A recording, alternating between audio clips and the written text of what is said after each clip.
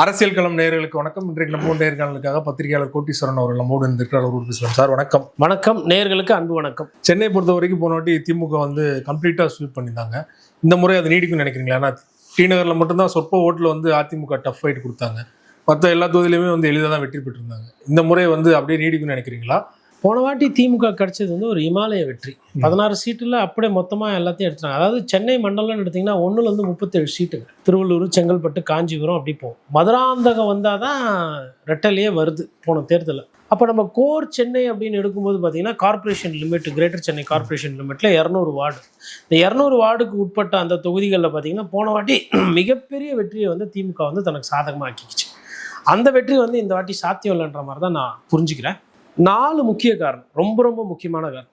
மொதல் காரணம் தாவேக்காவோட என்ட்ரி. விஜயோட வாக்குகளை திமுகலேருந்து நிறைய எடுக்கிறாரு. ஸோ அது ஒரு காரணம். இரண்டாவது அதிமுக இந்த வாட்டி வேட்பாளர்கள் சென்னையில் நல்லா போட்டிருக்கு. சென்னையில் ஒரு புதுசாக நிறைய ரிஸ்க் எடுக்கிறது, புதுமுகத்தை கொடுக்கறது, ஆல்ரெடி இருக்கிற ஒரு ஆளை மாற்றுறது, அந்த மாதிரிலாம் போல. இப்போ அவங்களோட அந்த பட்டியல் எடுத்திங்கன்னா, வேட்பாளர் படுத்திங்கன்னா ஸ்ட்ராங்கான கேண்டிடேட்ஸு.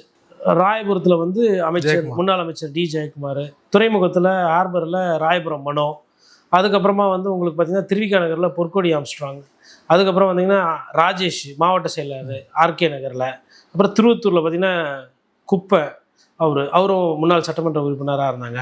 வில்லிவாக்கத்தில் முன்னாள் எம்பி விஜயகுமார், எஸ்ஆர் விஜயகுமார். அது மாதிரி யாரெல்லாம் என்னென்னலாம் டைட்டாக உதயநிதிக்கு எதிராகவுமே ஸ்டாலினுக்கு எதிராக போட்டி, ஆதிராஜாராம பழைய மாவட்ட செயலாளர் அவர் எடுத்துகிட்டு போட்டிருக்காங்க. கோகுலேந்திராவும் முன்னாள் அமைச்சர் அண்ணா நகரில். வளர்மதி அவங்க கேட்கவே வேணாம். அந்த கட்சியினுடைய நட்சத்திர அமைச்சர், பேச்சாளர், ஒரிஜினல் அதிமுக பிளட்டு அது வளர்மதி அவர்கள். இப்போவும் ஏன்னா வளர்மதி அவர்கள்லாம் எப்படின்னா, ஒரு தொகுதியில் பிரச்சனை இருக்குது, ஒரு கட்சியில் பிரச்சனை இருக்குன்னா அவங்க போய் இறங்கினாங்கன்னா, அக்கா வந்துட்டாங்க, இப்போ என்னப்பா ஒழுங்காக இருந்தால் இருங்க, எல்லாம் நான் தலைமைக்கு சொல்லுவேன் அப்படி அப்படின்போது அன்பாகவும் பேசுவாங்க, மிரட்டவும் செய்வாங்க. அந்த பிரச்சனைக்கு ஒரு தீர்வு கொடுக்குற அந்த பக்குவம் அவங்க என்னென்னா, ஒரு அதிமுகக்காரங்க என்னென்ன பிரச்சனை பண்ணுவாங்க, எங்கெங்கே கோட்டை விடுவாங்கன்னு எல்லாமே தெரியும். அப்போ 1000 விளக்கில் முன்னாள் அமைச்சர் வளர்மதி அவங்க நிற்கிறாங்க. அப்போ அவங்க ஒரு அவங்கக்கிட்ட இருந்த பெஸ்ட்டு லிஸ்ட்டை தான் அவங்க போட்டிருக்காங்க. செந்தமிழனும் கிட்டத்தட்ட நீங்கள் ஏடிஎம்கே லிஸ்ட்டே சேர்த்துக்கலாம், அமமுக அவர் நின்னாலுமே. அப்போது ஒரு நல்ல லிஸ்ட்டை தான் அவங்க வேட்பாளர் பட்டியலாக கொடுத்துருக்காங்க. இப்போது இது ஒரு காரணம். 2வது, 3வது காரணம் என்ன, ரொம்ப முக்கியமான காரணம், வட சென்னையில் நிறைய மீனவ கிராமங்கள் வருது. இப்போ நீங்கள் துறைமுகம் எடுத்திங்கன்னா மீனவ வாக்குகள் அங்கே இருக்குது. ராயபுரத்தில் ஓரளவுக்கு கணிசமாக இருக்குது. ஆர்கே நகரில் அதிகமாக இருக்குது. ராயபுரத்தை விட இன்ஃபேக்ட் ஆர்கே நகரில் மீனவர்கள் ஓட்டு அதிகம். திருவத்தூர்லேயும் மீனவர்கள் ஓட்டு அதிகம். இந்த மீனவ சமுதாய மக்கள் என்ன நினைக்கிறாங்கன்னா, திமுக நமக்கு இந்த வாட்டி முக்கியத்துவம் கொடுக்கல. ஒன்று, கோரிக்கைகள், நிறைய கோரிக்கைகள் இருக்குது. இந்த டீசல் மானியம், அதுக்கப்புறம் இந்த மீன்பிடி தடைக்காலம் கொஞ்சம் குறைக்கணும், அதுக்கப்புறம் அவங்களுக்கு அந்த சுய உதவி குழுக்கள் மூலயமா கொடுக்கணும் அப்படின்னு அவங்க கோரிக்கை ரொம்ப நாளாக நிறைய விஷயங்கள் இருக்குது. அதெல்லாம் ஏதோ சரியாக செஞ்சு கொடுக்கல, போதிய அளவுக்கு முக்கியத்துவம் கொடுக்கல அப்படின்ற ஒரு குற்றச்சாட்டு, கோபம் ஆல்ரெடி இருக்குது. கூட அரசியல் ரீதியாக அங்கீகாரம் கொடுக்கல. இப்போ மீனவர்களை நீங்கள் நாகப்பட்டினம் போன்ற இடத்துலையோ, இல்லை இந்த சைடில் உங்களுக்கு சென்னை ஒட்டி இருக்கக்கூடிய கடற்கரை பகுதியோ, இல்லை கடலூர்லேயோ மீனவர்கள்னு யாருமே திமுக தயார் பண்ணலை, வாய்ப்பு கொடுக்கல. அது ஒரு பெரிய சிக்கல். ப்ளஸ் மீனவர் பாப்புலேஷன் நிறைய பேர் என்னென்னா ஏடிஎம்கே கிட்ட திருப்பி வரத்துக்கு வாய்ப்பு. காரணம்னா குப்பன் அந்த சைடு நிற்கிறாரு, இந்த சைடு ஜெயக்குமார் நிற்கிறார். இப்போ 2 ஸ்ட்ராங் மீனவ கேண்டிடேட் நிற்கிறாங்க. நடுவில் ராஜேஷ். இந்த எல்லாருக்குமே சேகர்பாபுவும் பிடிக்காது. சேகர்பாபு அவர்கள் தான் இந்த ஏரியாவில் அரசியல் பண்ணுறாரு. ராயபுரமானோ ஒன்று நீ இருக்கணும், இல்லை நான் இருக்கணும், நம்ம அரசியல் பண்ணுவோம், பார்த்துக்கலாம் அப்படின்ற மாதிரி தான் இறங்கி களத்தில் இது பண்ணுறாரு. ஜெயக்குமார் அவர்களுமே சேகர்பாபுவோட அந்த ஆதிக்கம் அதிகமாக இருக்கணுன்றதை விரும்ப மாட்டார். அதனால தான் திருவிக நகரில் கிராஃப் கம்மியாகிட போகுது அப்படின்றதுனால 2-3 வாட்டி இவரே போகிறார் பிரச்சாரத்துக்கு. இவர் ஒரு வேட்பாளர் இருந்தாலும் திருவிக நகர் போய் தலைமை சொல்லுதோ, இல்லை இவராக போகிறாரோ, அவர் போய் அங்கே அதை ஸ்டடி பண்ணுறாரு. அப்போ ஜெயக்குமாருக்கும் பழைய பாக்கி இருக்குது, மனோவுக்கும் பழைய பாக்கி இருக்குது. அந்த சைடு குப்பன் இவர் விட்டா இவர் ஊருக்குள்ளே இவர் எதனா தலைவலி பண்ணுவார், கோளாறு பண்ணுவார் நமக்கு. அதனால அவர் ராஜேஷ் கம்யூனிஸ்ட் அப்படிங்கிறது ஏடிஎம்கேக்கு சாதகமாக போகிறது திருவத்தூர் வாய்ப்பு. ராஜேஷ் கேட்கவே வேணாம். ராஜேஷ் கையில் மாவட்ட செயலர் கங்கணம் கட்டின்னு இருக்காப்புல, போன நாமினேஷன் அப்போ இவர் வார்த்தையை விட்டாரு. ஜெயக்குமார் கூட அமைதியா இருப்பாரு, இவரு சவுண்ட் கொடுப்பாரு இல்லையா? ராஜேஷ் வந்துட்டு ஜெயக்குமார் உண்மையாக கரெக்டாக சொன்னீங்க. ராஜேஷ் வந்து ஜெயக்குமார் கூட கம்முன்னு இருந்தாலும் அந்த இடத்துல கம்முன்னு இருக்குல்ல. இன்னொருத்தர் இருக்கார் மாவட்ட செயலர் பாலகங்கா சொல்லிட்டு, அப்புறம் சேகர் பாபு அவர்களை எதிர்த்து சமீபமாக எதுவும் பெருசாக பண்ணலை. ஒரு சிலர் அமைதியாக இருப்பாங்க. இப்போது வெங்கடேஷ் பாபு அமைதியாக இருப்பார், விஎஸ் பாபு கடந்த காலத்தில் அமைதியாக இருந்தார், அப்புறம் மாவட்ட செயலர் அது இதுன்னாரு, அப்புறம் எதுவும் பண்ணாம கட்சியில் அங்கே போய் சென்றார். ஸோ அமைதியாக இருக்கக்கூடிய அரசியல்வாதிகள் கொஞ்சம், ஆக்ரோஷமாக அதிமுக இருக்கக்கூடிய அரசியல்வாதிகள் கம்மி. இந்த ராஜேஷ் வந்து எப்படின்னா என்ன பண்ணுறாரு, எங்கள் பொதுச் செயலரை பேசுகிறேன்னு சொல்லிட்டு ஃபோட்டோ எடுத்து காட்டுறாரு. இவர் எப்படி கும்பிட்டாரு பாருங்க அம்மா கிட்ட, இவர் எப்படி வந்து வண்டியில் போகும்போது வீடியோ இந்த நோட் பேட் எடுத்து காட்டுறாரு போகிற இடம்லாம். இவர் பாருங்க, இவர் எதுக்கு அமைச்சராகிறாரு, வீட்டு வேலை செய்கிறதுக்கா, காரு கதவுலாம் திறந்து விடுறாரு, இது என்னது, அப்புறம் வந்து அந்த காலனிலாம் இருந்தால் அதெல்லாம் தள்ளி விடுறாரு, இது அமைச்சர் வேலையா இதுவா? ஸ்டாலின் அவர்கள் உதயநிதி அவர்கள் கூட விமர்சனம் பண்ணல, டைரக்டா சேகர் பாபு ராஜேஷ். அது வந்து ராஜேஷ் அவர்கள் வந்து அவரும் டைட் பண்ணார். அப்போ என்னன்னா அதிமுகவோட கேண்டிடேட் எல்லாமே வந்து ஏடிஎம்கேல ஸ்ட்ராங்கு, டிஎம்கேவை டார்கெட் பண்ணுறாங்க. ஸோ அது வந்து அந்த நார்த் சென்னையில் அந்த ஸ்ட்ரிப் இருக்குது பாருங்கள், ஸ்ட்ரைட் ஸ்ட்ரிப்பு, அது வந்து அதிமுகவுக்கு வந்து இந்த வாட்டி களத்தில் நல்லாயிருக்கும். அப்போ அவங்க வந்து பொறுத்தவரையில் என்ன பண்ணுறாங்கன்னா, ஆர்கே நகர் வந்து ஒரு கடும் போட்டி இருக்கும். இன்னொன்று அங்கே சிட்டிங் எம்எல்ஏக்கு வந்து அந்தளவுக்கு நல்ல பேர் இல்லை, ஒரு எபனீசர் இருக்குன்ற மாதிரி சொல்கிறாங்க. ஐட்ரீம்ஸ் மூர்த்திக்குமே அந்தளவுக்கு பேர் நல்லா இல்லைன்றதுனால தான் ஒரு நல்ல வேட்பாளராக போடணும்னு சொல்லிட்டு சுபேர் கானை போடுறாங்க. உண்மையிலே சுபேர் கான் ஒரு நல்ல வேட்பாளர். பட் ஜெயக்குமார் அவர்களுக்கு எதிர்க்கிற அளவுக்கு அந்த ஒரு பேர், ஏன்னா ஜெயக்குமார் வந்து திருப்பி அவர் இழந்த செல்வாக்கு திரும்பி பெறறதுக்கு வராரு. ஜெயக்குமாரோட ஒரு போட்டி, ஒரு பிரச்சனை அப்படின்ற மாதிரி அதை எடுக்கணும். அப்போ அதை அவர் ரிட்ரீவ் பண்ணுறாரு போது அந்த ஹீட் வந்து தாங்க.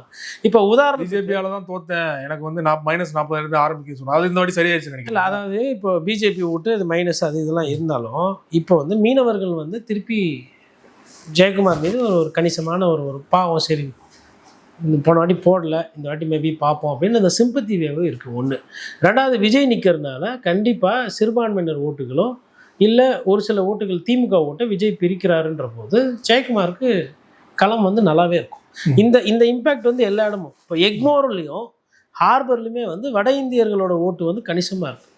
அது வந்து எந்த அளவுக்கு கன்சாலிடேட் ஆகுதுன்னு பார்க்கணும். இப்போ ராயபுரம் மனோ அவர்களுக்கு சுருக்கமாக சொல்லணும்னா மொத்தம் 6 வார்டில் 2 வார்டு மனோவுக்கு நல்லாயிருக்கும். இப்போ வினோஜ்லாம் வந்து இறங்கி வேலை செய்கிறாப்புல, இல்லை மற்றவங்க பிஜேபிக்காரங்களாம் இறங்கி வேலை செய்கிறாங்கன்னா ராயபுரம் மனோவுக்கு நல்லாயிருக்கும். பட் அங்கே வந்து நீங்கள் அண்டர் எஸ்டிமேட் பண்ணக்கூடாது. ஏன்னா சேகர் பாபு அவர்கள் வந்து எதிர் கேம்பில் இருக்கவங்களுமே வந்து சரி செய்வார். ஆளை வச்சு பேசுறது, அவங்களுக்கு ஆசை வார்த்தை கூப்பிடுறது, பணத்தை செலவு. தொகுதியை பொறுத்த வரைக்கும் நல்லா நிறைய பண்ணியிருக்காரு. தொகுதியை பொறுத்தவரை நல்லா பண்ணியிருக்காரு, அதிலெல்லாம் மாற்றுக்கிறதே கிடையாது. புதுசாக கட்டடங்கள்லாம் வந்திருக்கு, அப்புறம் வந்து அந்த கம்யூனிட்டி சென்டர்லாம் கட்டி கொடுத்துருக்காரு, பஸ் ஸ்டாண்ட் ஒரு சிலதெல்லாம் ஏசிலாம் பண்ணி போட்டிருக்காங்க, தொகுதிக்கெலாம் வேண்டியதெல்லாம் பண்ணியிருக்காரு. பட் தொகுதியிலேயே நிறைய பேரை வீடு கட்டும்போது போய் நிற்கிறது, ஆளை விட்டு அனுப்புறது அவர் பண்ணாருன்னு நான் சொல்ல வரல. அவர் பேர் சொல்லி நிறைய இது நல்லதா, இது நல்ல அரசியல் இது. அப்போ யாரோ எங்கேயோ சேகர் பாபு அவர்களால் அரசியல் ரீதியாகவும் எதுவும் பாதிக்கப்படுறாங்க. அப்போ அவருக்கு அந்த கெட்ட பேரும் கூட இருக்க தான் செய்யுது அமைச்சருக்கு.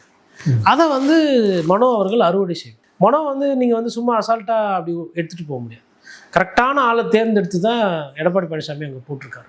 அப்போ ஒரு டஃப் கண்டெஸ்ட் இருக்கும், ஒரு க்ளோஸ் காலுக்கு தான் போகும். ராயபுரம் வந்து மிகப்பெரிய வித்தியாசத்தில் வந்து அமைச்சர் சேகர் பாபு ஜெயிப்பார் அப்படின்றதெல்லாம், அதெல்லாம் துறைமுகத்தில் வந்து அது வாய்ப்புன்றது வந்து அந்தளவுக்குலாம் சாத்தியம் கிடையாது. அது ஒரு கடுமையான போட்டிக்கு போகும்.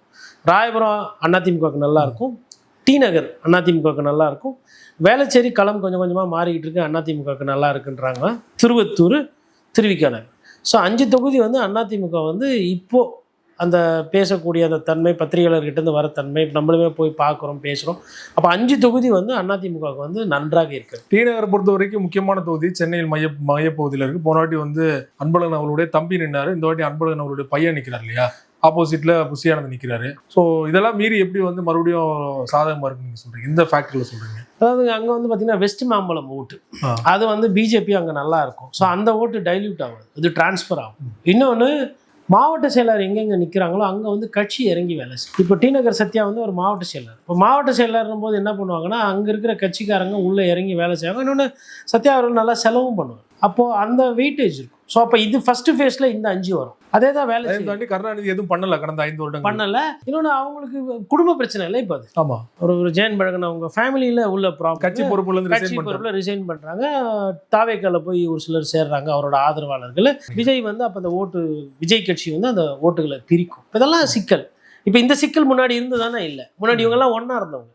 அப்போ உள்ளூர் பிரச்சனைகளால் மாறுது. இப்போ இது வந்து களத்தில் வந்து ஒரு பெரிய வேவ் இல்லை, ஸ்வீப் இல்லை அப்படின்னா, இப்போ இதே வந்து ஆட்சிக்கு எதிரான ஒரு ஒரு அலை வந்து உருவாகுது அடுத்த ஒரு 3-4 நாளில். ஆன்டி இன்கம்பன்சி வந்து உள்ள கீழே இருந்திருக்கு, அது தெரியல, அது அதிகமாக ரிஃப்ளெக்ட் ஆகுதுன்னா இதுக்கு அடுத்து ஒரு சில தொகுதிகள்லாம் மாறும். இதுக்கு உடனடியாக அடுத்து மாற போகிற தொகுதி எதுன்னு பார்த்தா 1000 விளக்கு, 1000 லைட்ஸ். காரணம் என்னன்னா, டி நகர் பக்கம் டி நகரோட எஃபெக்ட் வந்து 1000 லைட்ஸ்க்கும் போகும். இன்னொன்று அங்கே வந்து முன்னாள் அமைச்சர் வளர்மதியே நிற்கிறாங்கன்னும் போது அவங்களுக்கு அந்த களம்லாம் தெரியும், இறங்கி வேலை செய்வாங்க. ஜேசிடி பிரபாகர் அவரும் ஒரு ஸ்ட்ராங்கான கேண்டிடேட். அவரும் ஒரு ஸ்ட்ராங்கான கேண்டிடேட். அப்போ ஜேசிடி பிரபாகர் ஒருவேளை அவர் நிறைய ஓட்டை விஜய், அதாவது திமுக போகிற ஓட்டை அவர் பிரிக்கிறாரு அப்படின்னா சிக்கல் இல்லை. ஜேசிடி பிரபாகர் அதிமுக ஓட்டை பிரிக்க போகிறாரு, அது நமக்கு தெரியாது. ஒருவேளை அதிமுக சாதகமாக மாறுது அப்படின்னா அடுத்து மாற போகிற தொகுதிகள் லிஸ்ட்டில் வந்து 1000 விளக்கு. அது அப்படியே வந்து என்னன்னா உங்களுக்கு அண்ணா நகரில் ரிஃப்ளெக்ட் ஆகும். காரணம்னா அண்ணா நகரில் மோகன் கார்த்தி இருந்து அந்த இடத்த அவர் வேட்பாளராக சந்திக்கிறாருன்னா அதனுடைய தன்மை வேறு. ஏன்னா அவர் நல்லா செலவு ஸ்ட்ராங்கான வேட்பாளர், நல்லா செலவு பண்ணார். கட்சிக்காரங்களுக்கு வந்து கார்த்தி அண்ணா அப்படியே கார்த்திக்னு ஒரு படையை அங்கே உருவாக்கி, அதாவது மோகன் அவர்களோட படை அவர் மகனுக்கு வந்து அது ரெடியாக வேலை செய்யுது, தயாராக இருக்குது. இப்போ என்ன பண்ணிட்டாங்க, அவரை தூக்கிட்டு போய் வில்லிவாக்கத்தில் போட்டாங்க. அப்போ இங்கே வந்து கோகுலேந்திரா அவர்களுக்கு அண்ணா நகர் வந்து கொஞ்சம் ஃப்ரீயாக ஓப்பன் ஆகும். அப்போ அவங்க வந்து அவர் முன்னாள் அமைச்சர்ன்றத மனசில் வச்சுக்கிட்டு அவங்க ஒரு கேண்டிடேட் இல்லையா, மாவட்ட செயலாளர், சிற்றரசு, மாவட்ட செயலாளர், அதெல்லாம் ரைட்டுங்க. சிற்றரசு வந்து இப்போ உங்களுக்கு வந்து இப்போ முக்கியமான ஒரு தலைவர்களெல்லாம் பார்க்கல. ஓகே, அறிந்த முகம் கிடையாது. இன்னொன்று அண்ணா நகரில் வந்துட்டு ஒன்று ஃபர்ஸ்ட் ப்ரிஃபரன்ஸு கார்த்தி இல்லை மோகன், 2வது ப்ரிஃபரன்ஸு கோகுலேந்திரா, 3வது கார்த்தி, 4வது தான் சிற்றரசு. அந்த ப்ரையாரிட்டி இருக்குது. அதனால வந்து இப்போ அண்ணா நகர் தனிப்பட்ட முறையில் கார்த்திக் விட வேண்டிய ஓட்டுலாம் வந்து சிற்றரசுக்கு மாறாதா? ஓரளவுக்கு மாறும். கார்த்தியே நின்னாரு இல்லை மோகன் அவர்களே நிற்கிறாருன்னா அதிகமாக போகும். மோகன்ல இருந்து அவர் மகன் நிற்கிறாருமோ அதுவே கொஞ்சம் பர்சன்டேஜ் குறையும், ஒரு 20 விழுக்காடு. அதுக்கப்புறம் கார்த்தி இல்லாமல் கார்த்தியோட நண்பர் ஆதரவு பெற்ற ஒரு வேட்பாளர் அங்கே நிற்கிறாரு, இல்லை அவர் ஒரு சபரீசன், உதய அவர்களோட கூட நெருக்கமாக இருக்கக்கூடிய ஒரு நிற்கிறாருமோ கட்சிக்காரங்க வேலை செய்வாங்க. பட் அது ட்ரான்ஸ்ஃபர் ஆஃப் ஓட்ஸ் இருக்கு இல்லையா, அது எப்படின்னு பார்க்கணும். அப்போ அதுக்கு அடுத்தது பார்த்தீங்கன்னா வேவில் வந்து மாறக்கூடியது இந்த தொகுதிகள் 1000 லைட்ஸோ இது. கார்த்தியோட வீடு பார்த்தீங்கன்னா வில்லிவாக்கத்தில் தான் இருக்குது. ஆனால் வில்லிவாக்கத்தில் கொடுத்ததுனால என்ன அவருக்கு பிரச்சனை மாற இல்லை, அது ஒரு பார்டரில் இருக்குது. பட் அவர் வில்லிவாக்கத்துக்கு உண்டான அரசியல் வேலைகள் அவ்வளோவா செய்யலாம். ஆனால் வில்லிவாக்கத்தில் கார்த்தி அவர்கள் ஜெயிக்கிறதுக்கு வாய்ப்பு இருக்குது. நீங்கள் இப்போ ஒரு சில தொகுதியெல்லாம் ஒன்றுமே பண்ண முடியாதுங்க. இப்போ நம்ம அதிமுக ஆதரவான தொகுதிகள் பற்றி பேசணும். இப்போ திமுக ஆதரவான தொகுதிகள் பார்த்தா கொளத்தூர், நீங்கள் எப்படி கூட்டி கழிச்சு பார்த்தாலும் அவரோட வெற்றி என்பது முதல்வருக்கு சாதகமாக இருக்கும். ஆனால் போன வாட்டி அவர் வாங்கின ஓட்டியே இந்த வாட்டி அவர் வாங்க மாட்டார். காரணம்னா அங்கே சந்தான கிருஷ்ணன் வந்து அதிமுகவில் ரெட்டலையில் போட்டி போடுறாங்க, விஎஸ் பாபுன்னு சொல்லிட்டு தாவேக்கல் நிற்கிறாங்க. இந்த 2 பேருமே வந்து லோக்கல் பாலிடிக்ஸ் ஓரளவுக்கு தெரிஞ்சவங்க. அவங்க எவ்வளோ கணிசமாக ஓட்டு வாங்குறாங்கன்னு பார்த்தப்போ போன வாட்டி சிஎம் வாங்கினது வந்து ஒரு இமாலய பீக் உச்சம். அந்த உச்சத்தையே திருப்பி அங்கேருந்து பிடிச்சி அதை பணி செய்யறது அப்படின்றது கொஞ்சம் கஷ்டம். அதில் இருந்து அது கண்டிப்பாக இறங்கும். ஏன்னா கொளத்தூர்லையுமே நிறைய உள்ளூர் பிரச்சனைகள் இருக்குது. உள்ளூர் சின்ன சின்ன பிரச்சனைகள் இருக்கு இல்லையா, அந்த மாநகராட்சி சரியாக செயல்படாதனால சாலை வந்து டிராஃபிக் ஒரு பெரிய பிரச்சனைங்க. அதுக்கப்புறமா பார்த்தீங்கன்னா இந்த குப்பை வாடுறதெல்லாம் வந்துட்டு ஓரளவுக்கு முன்னேற்றம் இருக்குது. ஆனால் இருந்தாலும் உட்புற சாலைகளில் அது சரியாக செய்யலை. தூய்மை பணியாளர் போராட்டம்லாம் வந்ததுல இல்லை. அப்போவுமே வந்து அந்த தொகுதியெல்லாம் ஓரளவுக்கு பண்ணாங்க. பட் அந்த அவுட்டர் ஏரியா இருக்குது பாருங்கள், பார்டர் ஏரியா, இப்போ திருவிகா நகரோட ஒட்டி இருக்கிற இடம்லாம் பார்த்தீங்கன்னா சரியாக இருக்காது. பூம்புகார் நகருக்கு பின்னாடி பேக் சைடில் இருக்கிற இடம்லாம் பார்த்தீங்கன்னா அந்தளவுக்கு ஹைஜீனிக்காக கிடையாது. தெருநாய் பிரச்சனை கொளத்தூரில் ரொம்ப அதிகமாக இருக்குது. இந்த போக்குவரத்து நெரிசல், இந்த மாதிரி அங்கேயுமே வந்து நிறைய பேருக்கு பட்டா கொடுக்கலன்றாங்க. அது என்னதான் முதல்வர் தொகுதியாக இருந்தாலும் அங்கேயும் கொஞ்சம் கொஞ்சம் பிரச்சனைகள் இருக்குது. இப்போ இதெல்லாம் எப்படி போகுதுன்றதை பார்க்கணும். அப்போ கொளத்தூர் அவங்க திமுக சாதகமாக இருக்கும் அவர்களுக்கு. சேப்பாக்கம் ரிப்பப்ளிகன் திமுக ஆதரவான ஒரு இதுவாக இருக்கும். ஓரளவுக்கு வந்து உங்களுக்கு எழும்பூருமே வந்து திமுகவுக்கு வந்து கொஞ்சம் நல்லா இருக்கிறதுக்கு ஒரு வாய்ப்பு இருக்குது. ஏன்னா இன்னும் அங்கே வந்து அதிமுகவோட பிரச்சாரம் வந்து இன்னும் அந்தளவுக்கு பெருசாக இன்னும் தாவேக அளவு கூட இல்லை அப்படின்ற மாதிரி அது ஒரு பேசு பொருள் வருது. அதுக்கப்புறமா நீங்கள் அந்த சைடு எடுத்திங்கன்னா உங்களுக்கு மயிலாப்பூர் ஓரளவுக்கு திமுகவுக்கு நல்லாயிருக்கும். சைதாப்பேட்டை திமுகவுக்கு ரொம்பவே நல்லாயிருக்கும். தமிழிசைலாம் வாய்ப்பே இல்லையா? தமிழிசை வந்து சார், அதாவது இந்த நேரம் வந்து இப்போ பொற்கொடி ஆம்ஸ்ட்ராங் பிரச்சாரம் நல்லா இருக்குது, சூப்பராக இருக்குது. திருவத்தூரில் வந்து குப்பனோட பிரச்சாரம் ஸ்ட்ராங்காக இருக்குது.